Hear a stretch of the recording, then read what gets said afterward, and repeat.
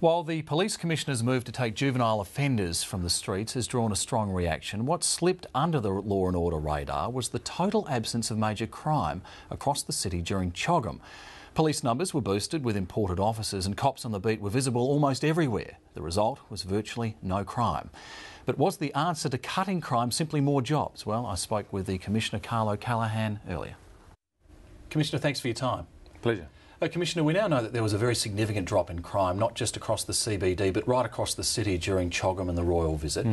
On the face of it, it looks like you've found some sort of magic bullet, that more money, more cops means less crime. Is it that simple? Not really. I mean, we've been planning CHOGM for many months now, and we obviously were concerned about what we call business continuity. So that's the normal police business that goes on in the suburbs when something like CHOGM's on.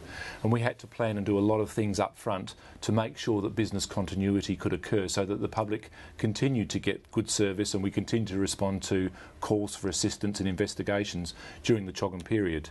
Now, people were expecting that it would be free rein for criminals during that time, that the police focus would be all on the CBD. But it was quite the opposite, wasn't it? There was a very significant, substantial drop in the taskings that your officers had to attend out in the suburbs. Now, how was that accomplished? Was it simply the fact that there was a cop on every corner?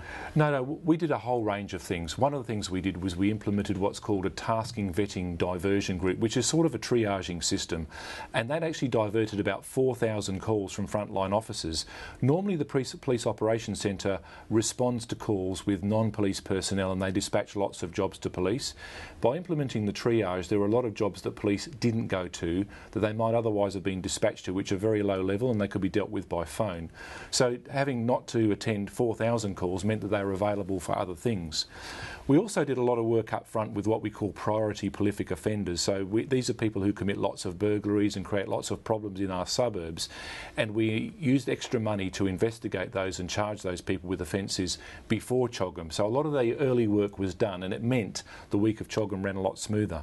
Now, those resources though, extra money for overtime, extra officers available to you, it did make a difference, didn't it? Well, absolutely. You know, when you've got a lot of extra overtime money, you can do a lot of things with police, but these things needed to be done up front. They weren't necessarily done in the week of CHOGM. So we planned, we put things in place, and we got a really good outcome. Now, the important thing here is there are a lot of legacy things for us for the future. For argument's sake, we'll keep that triaging system in place now, because if we can reduce the number of very low-level tasks that police go to, we can put them into other more important things, crime reduction just being one. Well, because it is an intriguing question, because you had a real live operation here. You've got real data that shows that it made a real difference. Is there any sort of formal report that's going to go to government for them to have a think about this? Well, firstly, we do our own internal debriefs, and we've learnt a lot of lessons from this. And some of those lessons are to do with business continuity working in the suburbs, and others are to do with what we do at a major event when we need to provide security. Ultimately, we will provide some data to the Police Minister to advise him of how this went. If you look at the way the city went, though, that also went very well, and that was a lot to do with the fact that we planned a long way ahead. We included a lot of people who would be affected by the city being shut down, so business owners, people coming into work, people coming through the city. They knew what to expect, and so there was a lot less tension on the streets. And in fact, the atmosphere was quite convivial, I thought. Now, you spoke about an operation to clear out your prolific offenders. How important were those exclusion notices that you issued for the city in terms of making sure that none of these protests got out of hand? Well, we were very concerned about the fact that protests could have got out of hand. And the exclusion notices are there to make sure we don't get into a situation where there is violence or widespread antisocial behaviour. We only issued 20 exclusion notices for the whole of CHOGM. We only made 6 arrests in the CHOGM zone, so it shows you how well that worked. But if you look at the way that police handled the protesters in that week, it was quite a low-level intervention. We allowed them to, and we were quite happy for them to walk and to protest as long as they didn't enter the CHOGM zone and as long as there was no violence.